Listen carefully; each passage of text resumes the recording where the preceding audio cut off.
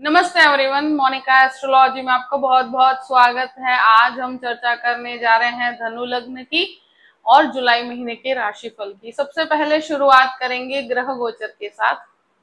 मंगल जो है वो 28 जुलाई को कन्या राशि में प्रवेश करेंगे, यानी कि ऑलमोस्ट पूरे महीने के लिए सिंह राशि में ही रहेंगे। सूर्य 16 जुलाई को कर्क राशि में प्रवेश करेंगे। शुक्र 29 जून से 26 जुलाई यानी कि ऑलमोस्ट पूरे ही महीने वृषभ राशि में रहेंगे और 26 जुलाई को चेंज हो जाएंगे। बुध जो है वो कर्क में पूरे ही महीने रहने वाले हैं।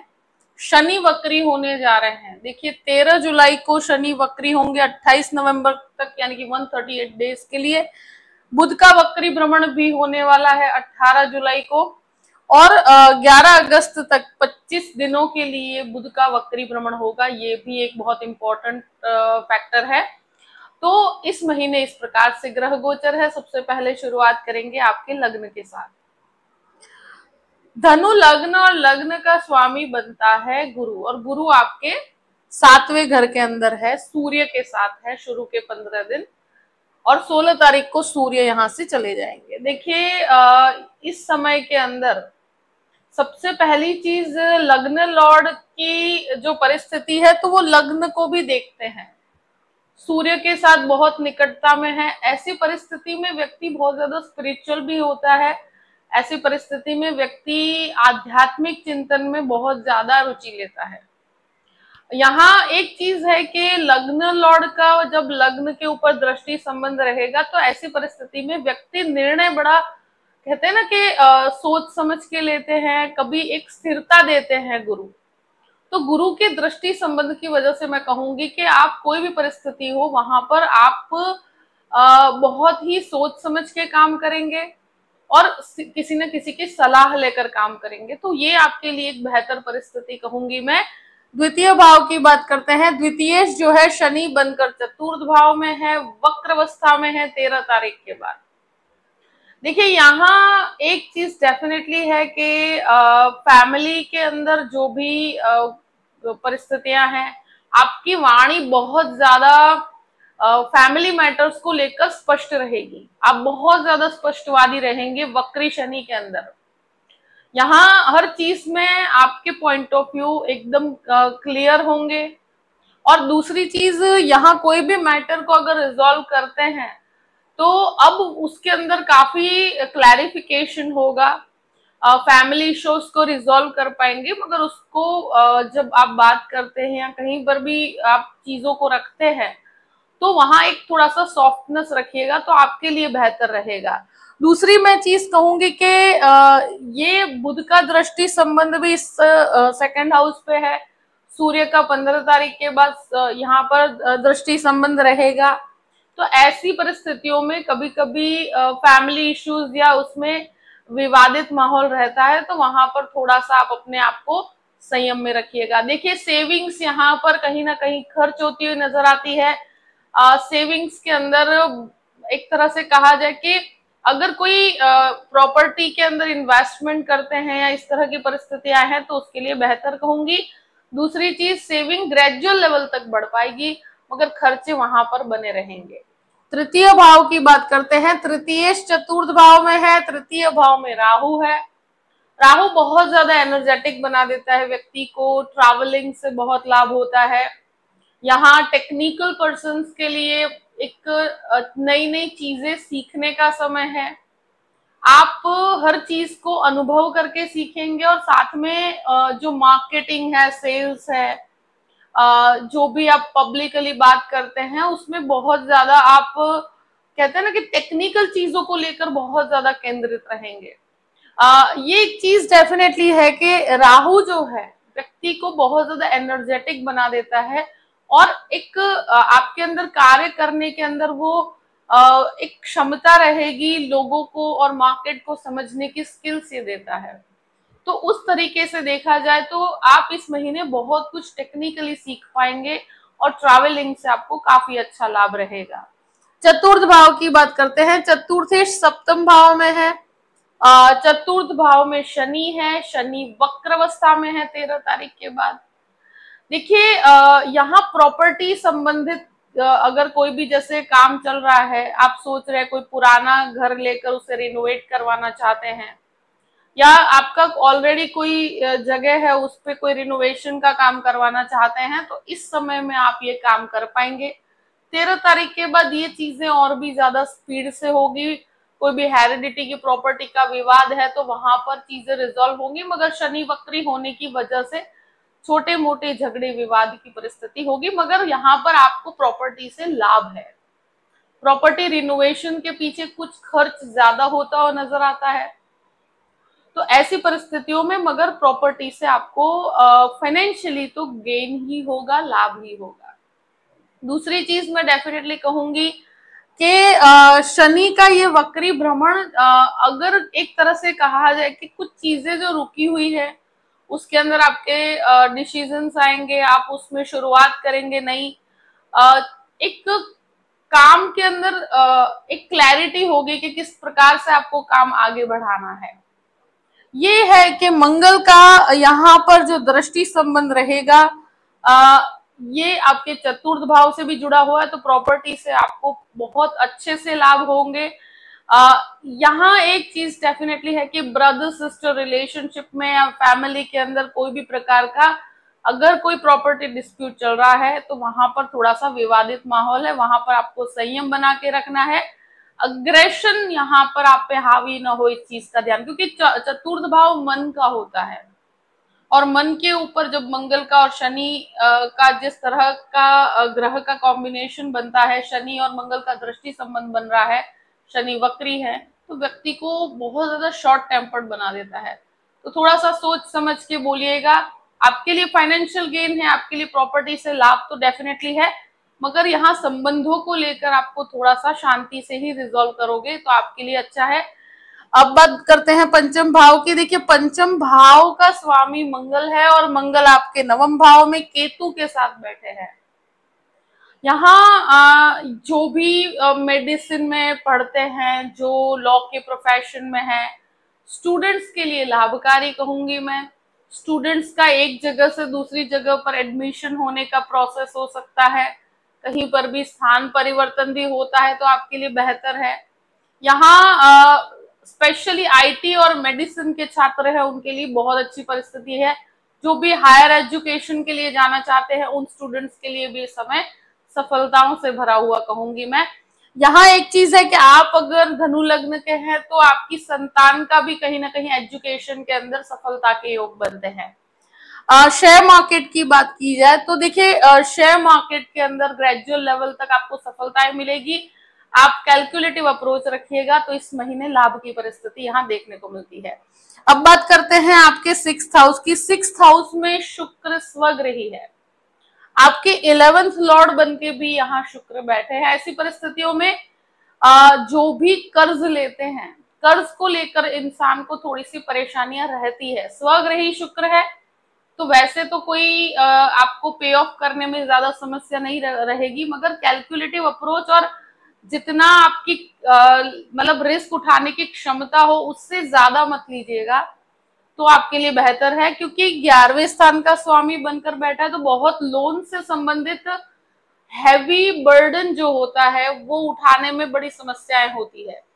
तो कोई बहुत बड़े लोन की तरफ जाते हैं तो सोच समझ के और जितनी जरूरत है उतना लेकर आप आगे बढ़ सके तो ज्यादा अच्छा रहेगा। बहुत बड़ा रिस्क नहीं लेना चाहिए। दूसरी चीज, यहाँ पर शुक्र स्वग्रही है तो हेल्थ से कनेक्टेड अगर कोई भी मैटर है तो वहां पर आपको सॉल्यूशंस प्राप्त होंगे।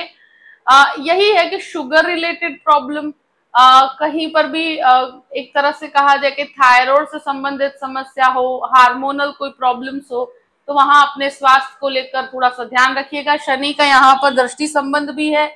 बोन से रिलेटेड अगर प्रॉब्लम्स है, थायराइड से संबंधित कोई समस्या है तो भी अपने स्वास्थ्य को लेकर प्रॉपर रहिएगा, प्रिसाइज रहिएगा, अपने हेल्थ को थोड़ा सा प्रायोरिटी पे रखिएगा। शत्रु यहाँ पर हावी नहीं हो पाएंगे। 7th हाउस की बात करते हैं। देखिए, 7th लॉर्ड वक्री है 18 तारीख से। ये महीना जो है मिले जुले परिणामों से है, क्योंकि लग्न लॉर्ड तो चलो 7th हाउस में है, आपको काम भी मिल रहा है, आप प्रॉपरली काम भी कर पाएंगे। मगर एक चीज हमें देखनी चाहिए कि शनि वक्री है, बुध भी वक्र अवस्था में, बुध 7th लॉर्ड है। पार्टनरशिप अभी बहुत बड़ी करते हैं तो सोच समझ के कीजिएगा। 18 तारीख के बाद यहाँ पर थोड़ा सा छोटा मोटा, अगर ऑलरेडी पार्टनरशिप में है तो विवाद हो सकता है। ये महीने में बहुत ज्यादा फाइनेंशियल बर्डन आप बढ़ाने का काम मत कीजिएगा, सबसे पहली चीज मैं कह रही हूँ।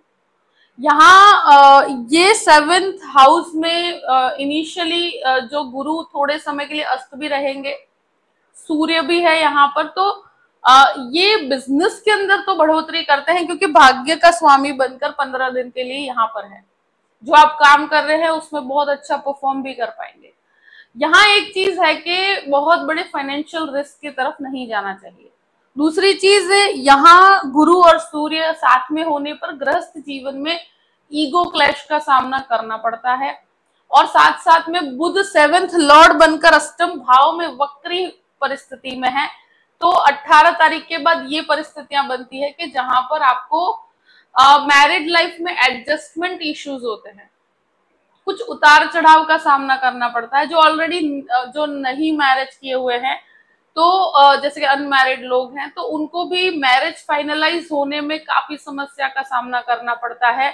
और साथ साथ में चीजें फाइनल होते होते कुछ डिलेज हो जाती है, तो इस वजह से थोड़ा सा आपको परेशानी होगी। तो ये महीना 100% मैं ये नहीं कहूंगी कि आपको रिजल्ट देगा, मगर गृहस्थ जीवन में उतार चढ़ाव बने रहेंगे, रिलेशनशिप में आपके उतार चढ़ाव बने रहेंगे। जो फाइनल मैरिज की परिस्थिति की तरफ आप जा रहे हैं, तो वहां पर हो सकता है कि कुछ समय के लिए आपको वेटिंग में रखा जाए, आपको इंतजार करना पड़े परिस्थितियों में। तो ऐसी स्थिति में आप निराश मत होइएगा। इस समय के अंदर परिस्थिति ऐसी है, बुध का वक्री भ्रमण है, तो ऐसी परिस्थिति में व्यक्ति डिसीजन मेकिंग के अंदर थोड़ा सा फ्लक्चुएट हो जाता है। दूसरी चीज, ईगो क्लैश यहाँ पर थोड़ा सा परेशानी दे सकता है। तो गृहस्थ जीवन में आपको एक शांति बना के रखनी है, बहुत ज्यादा अग्रेसिव नहीं होना है। अष्टम भाव की बात करते हैं। देखिए, अष्टम भाव में ही बुध वक्री है, तो एक ये महीना थोड़ा सा मानसिक तरह से एक कहते हैं ना कि क्लैरिटी नहीं रहेगी। और स्पेशली जो 18 तारीख से बुध वक्री हो रहे अष्टम भाव में होते हैं, व्यक्ति बहुत ज्यादा विचारशील हो जाता है, बहुत ज्यादा चीजों को लेके सस्पेक्टिव नेचर का हो जाता है। तो आपके स्वभाव के अंदर ये चीजें रहेगी कि कभी आप सोचेंगे कि चीजें कर ली जाए, फिर आप सोचेंगे कि नहीं थोड़े समय के बाद किया जाए। तो एक नेचर में ड्युअलिटी रहेगी। और दूसरी चीज, इस समय के अंदर कहीं पर भी आप कोई ईमेल राइटिंग कर रहे हैं या किसी पे भी कोई अगर प्रोफेशनल कोई चैटिंग कर रहे हैं, तो वहां पर थोड़ा सोच समझ के लिखिएगा। आपके व्यवहार में, आपके कम्युनिकेशन के अंदर बहुत ध्यान रखना है 18 तारीख के बाद, क्योंकि कुछ ना कुछ गलतियां ऐसी होती है, कुछ टेक्निकल मिस्टेक्स होती है, कुछ लिखने में, पढ़ने में, बोलने में। 18 तारीख के बाद प्रोफेशनल फ्रंट पे थोड़ा सा आपको ध्यान रखना होगा। अग्रेशन में कुछ भी नहीं लिखना है। आप प्रोफेशनली अगर काम कर रहे हैं तो वहां पर 2 से 3 बार चीजों को चेक करने की प्रवृत्ति रखिएगा, क्योंकि 18 तारीख के बाद जब बुध वक्री होते हैं 25 दिनों के लिए, तो ऐसी मिस्टेक्स होने की संभावनाएं बनती है। तो वहां पर थोड़ा सा ध्यान रखना है। ये महीना मिले जुले परिणामों का है। आपका अगर कहीं पर भी व्यवहार आपको लगे कि फ्लक्चुएट हो रहा है, तो आप अपने मन की बात किसी न किसी, भले फैमिली पर्सन से या आपके कोई माता पिता से या किसी से भी आप डिस्कस कर लीजिएगा, आप किसी की एडवाइस ले लीजिएगा। मगर व्यक्ति बहुत ज्यादा एकांत प्रिय हो जाता है, अपने मन में बहुत सारी चीजों को वो बना के रखता है। तो ऐसी परिस्थिति में क्या है, व्यक्ति लोनलीनेस की तरफ चला जाता है। तो ऐसे बुध की वक्री अवस्था, मानसिक लोड, कभी कभी अनिद्रा से संबंधित समस्याएं भी क्रिएट होती है। तो देखिए, मैं ये डरा नहीं रही हूं, मगर आप अपने चीजों को शेयर कीजिएगा किसी न किसी से, तो आप इसमें समाधान ढूंढ पाएंगे। और अपने हर डॉक्यूमेंट या हर चीज को 2 से 3 बार चेक करना है। और यहाँ पर आपको थोड़ा सा पीसफुल होकर चलना है। तो ये महीने में स्पेशली ये जो बुध का वक्री भ्रमण है, यहाँ पर थोड़ा सा आपको मानसिक परेशानियां हो सकती है। अब बात करते हैं नवम भाव की। नवमेश पहले तो आपके 7th हाउस में, फिर अष्टम भाव में मंगल केतु का योग है। जो भी मेडिसिन में मास्टर्स करना चाहते हैं उनके लिए महीना अच्छा है। स्टूडेंट्स के लिए बेहतर कहूंगी मैं। यहाँ बिजनेस के अंदर भाग्य का सपोर्ट मिलेगा। पिता के साथ अगर बिजनेस कर रहे हैं तो वहां पर भी लाभ है। यहाँ एक चीज डेफिनेटली कहूंगी कि आध्यात्मिकता में आपका इंटरेस्ट बहुत ज्यादा रहेगा। स्पिरिचुअल डेवलपमेंट बहुत ज्यादा रहेगा। 16 तारीख से पूरे ही महीने आपको भाग्य के सपोर्ट में थोड़ी सी कमी नजर आएगी, तो वहां पर आपको स्थिर रहना है। ये महीने में जो एक तरह से कहा जाए कि कभी काम बनते हैं कभी नहीं बनते, तो ऐसी परिस्थिति में 16 के बाद का जो समय है, 16 जुलाई के बाद जो महीना है, वहां पर थोड़ा सा आपको रिजल्ट मिलने में थोड़ी परेशानियों का सामना करना पड़ सकता है, करियर के पॉइंट ऑफ व्यू से भी। और कोई भी प्रोफेशनल अगर बातचीत कर रही है तो वहां पर भी आपको थोड़ा इंतजार करना पड़ सकता है। मगर एक चीज है कि आप अपने वर्क को लेकर बहुत ज्यादा क्लियर रहिएगा। आप वर्क को लेकर एक पूरा इनपुट अपना दीजिएगा। 10th हाउस की बात करते हैं। देखिए, दशमेश अष्टम भाव में वक्र अवस्था में, तो कोई भी चेंजेस, कोई भी बदलाव या कोई भी आप जॉब में परिवर्तन करना चाहते हैं तो इस महीने हो सके वहां तक परिवर्तन मत कीजिएगा, क्योंकि यहाँ जॉब अगर मिलती है तो थोड़ा कॉम्प्रोमाइजिंग अप्रोच के साथ मिलती है। तो यहाँ कोई चीज को लेकर स्टिक मत रहिएगा। कहीं पर भी आप जॉब पे लगते हैं तो थोड़ा कॉम्प्रोमाइजिंग अप्रोच रखना ही होगा, क्योंकि ग्रह इस प्रकार से है। मगर जो भी काम कर रहे हैं, अगर रिसर्च बेस्ड काम करते हैं तो उसमें सफलता है। और जहां पर जॉब कर रहे हैं वहां पर आपको अपने काम के ऊपर ज्यादा केंद्रित रहना होगा। ये महीना मेहनत का है। ये महीना आपके काम को लेकर बहुत ज्यादा परफेक्ट रखने का है, क्योंकि बुध आपका दशमेश है, वक्रावस्था में है। तो ऐसी परिस्थितियों में व्यक्ति को अपने काम को लेकर बिल्कुल भी मतलब प्रिसाइज रहना चाहिए। 2 से 3 बार चीजों को चेक करना चाहिए। टेक्निकली चीजों पर खास ध्यान रखना है। डॉक्यूमेंटेशन प्रॉपर रखना चाहिए, क्योंकि ऐसी मिस्टेक्स देखी गई है। तो 18 तारीख के बाद जो भी महीना है उसमें आपको ध्यान रखने की जरूरत रहेगी। 18 से 30 तक अपने काम में 2 से 3 बार चीजों को चेक कीजिएगा।